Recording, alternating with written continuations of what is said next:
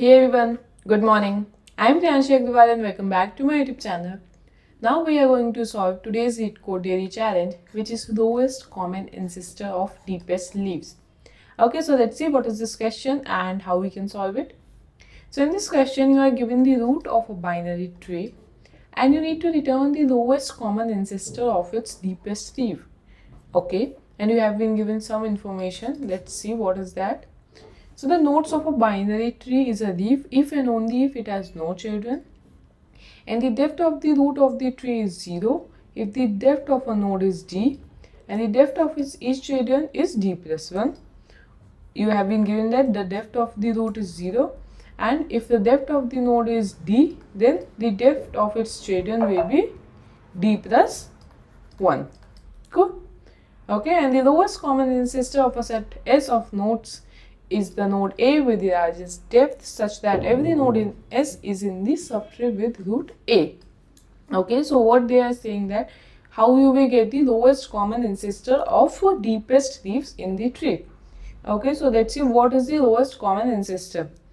So let's say in this question, in this example, you have been asked the lowest common ancestor of this 7 and 4. Okay, so the lowest common ancestor of 7 and 4 is 2. You can directly see from here, right? Okay, but let's suppose if there is some other node, something like this, and you have been asked the lowest common ancestor of the deepest leaves. It means these three are the deepest leaves, right? So you can see the lowest common ancestor of all the deepest leaves is 5 now, right? Okay, but let's say instead of this you have some node like this also. So now the lowest common ancestor, what will be the lowest common ancestor of deepest leaf? Now there is only one deepest leaf in this tree. So this itself will be the lowest common ancestor of the deepest leaves, right? So we have seen most of the cases like how we can get the lowest common ancestor. Let's say if a single node has only deepest leaves, if there is only one deepest leaf, then that leaf will itself be the lowest common ancestor. And if different nodes have different deepest leaves, then the lowest common ancestor will be the sum top node, right?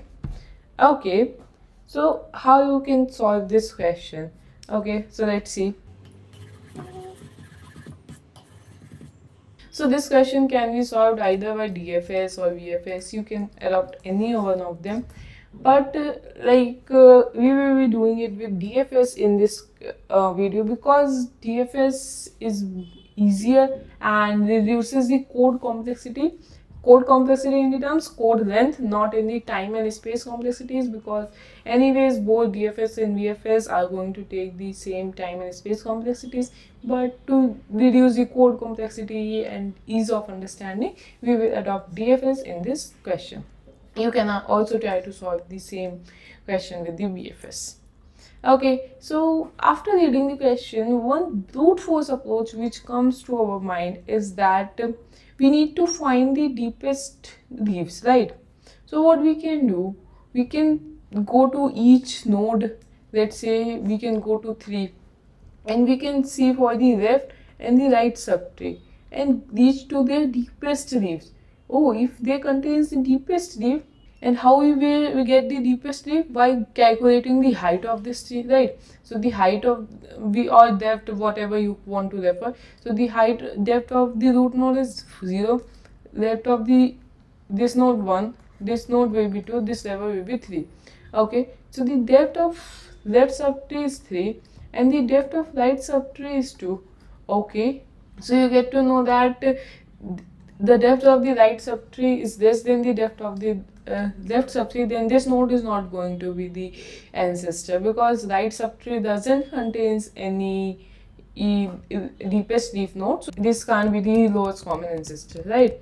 Okay, now let's go to its left node. Let's say this, let keep these levels as it is. Yeah, so this will give us the height of the each node. So now let's calculate the height of the left subtree, right subtree. It will return 2, it will return 3. Now again these are not equal, so we get to know that this can't be the lowest common ancestor. Now let's go to the one whose height was greater. So now let's come to this. Oh, its height, left subtree height is also 3. Its left subtree height is also 3. Yeah, so this can also be the one lowest common ancestor. Okay, now let's go to this as well. Oh, there is no left and right node. So this can also be the one lowest common ancestor. Similarly, for this node, we will get height as 2. We will get height of right subtree as 2.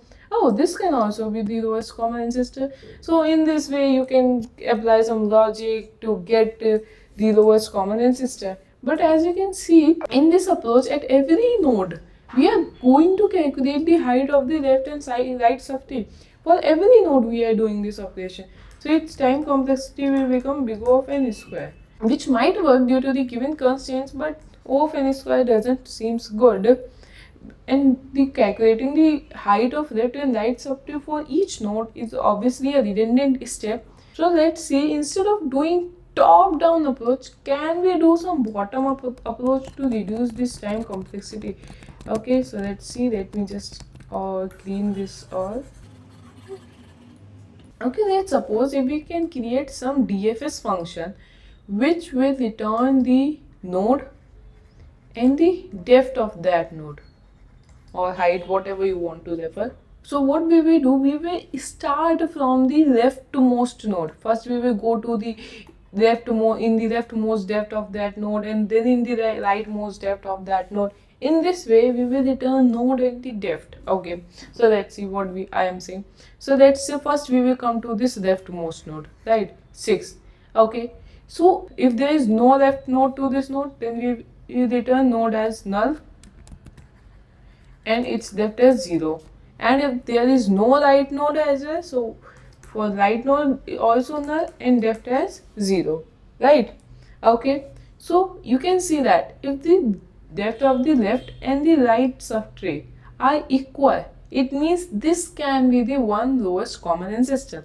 So in this case, what it will return? It will have value 6, 1.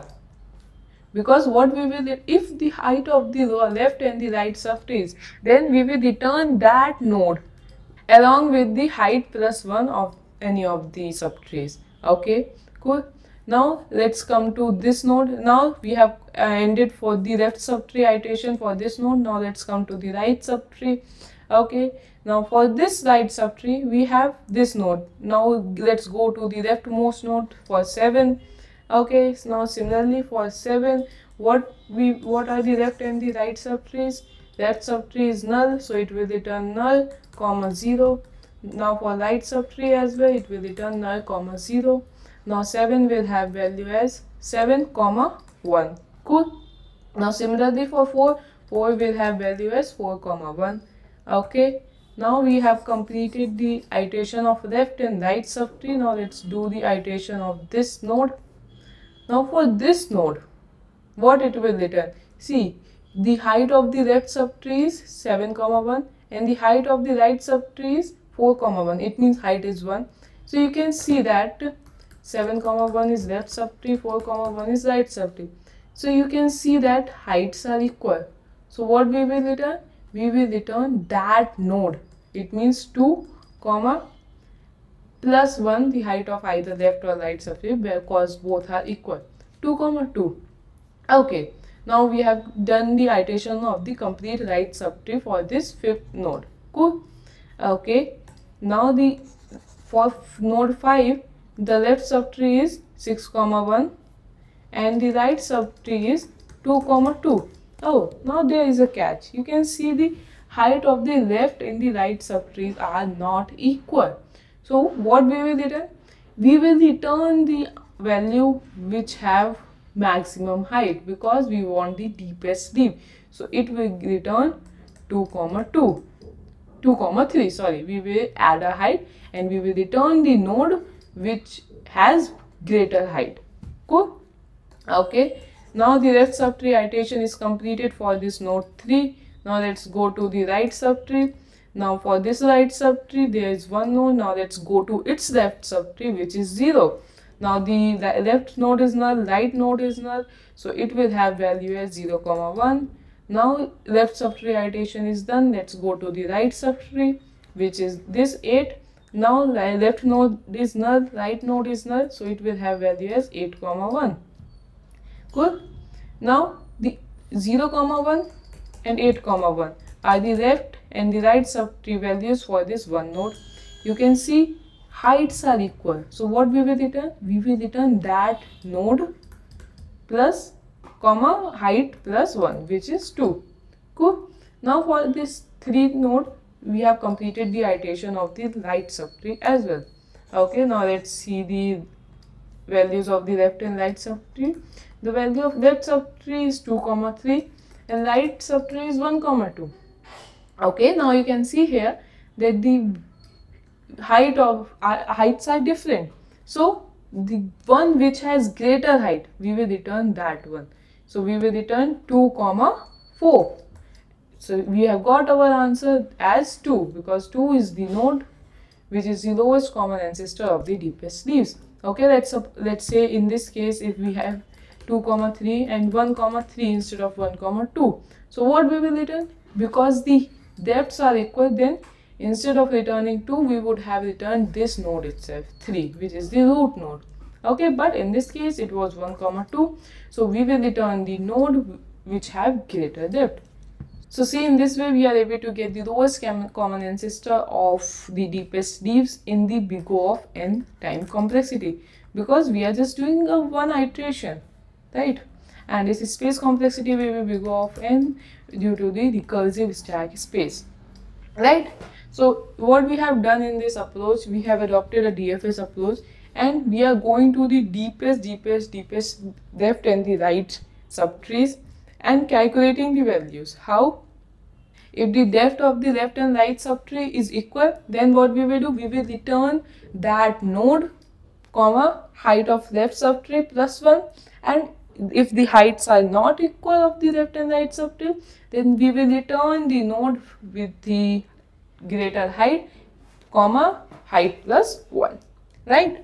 So don't feel bad if you was unable to come up with this approach, because generally there are less number of questions in which we return multiple values in the DFS approaches. So don't feel bad if you are unable to come up with this approach. This was a little bit tricky one, but yeah. So let's try to code this so that you will get a better idea. So what we will do? We will simply create a DFS function which will return the node, comma, depth. So it's a DFS function which will accept the tree node star, tree root, right? And if root is null, then what we will do? We are simply returning null pointer and depth as 0. Okay, now let's go to the leftmost and the rightmost nodes. So root left, and for let's traverse to the rightmost nodes, root right. Cool. Okay, now what we need to do? We need to check if the height of the left subtree is greater than the height of the right subtree. Then what we will do? We will simply return that left subtree node, comma, height plus 1, as if height of right subtree is greater than the height of left subtree. Then we will return right dot first, comma, right. Then we will return that node and height plus 1. Otherwise, if heights are equal, then we will simply return the root node plus, comma, left of either left or right subtree, doesn't matter because anyways the heights are equal, right? And here we can simply call that DFS function with the root, and as it is returning a pair and we want this root node, the node which is the lowest common ancestor, so we will simply do DFS root dot first. Okay, let's try run this. It's working fine. Let's try submitting it. Yeah, it's working fine. So yeah, that's all for this question. I hope you get it, but if you still have any doubts, then you can post in the comment section. I will surely try to answer them. Till then, bye guys, see you in the next video.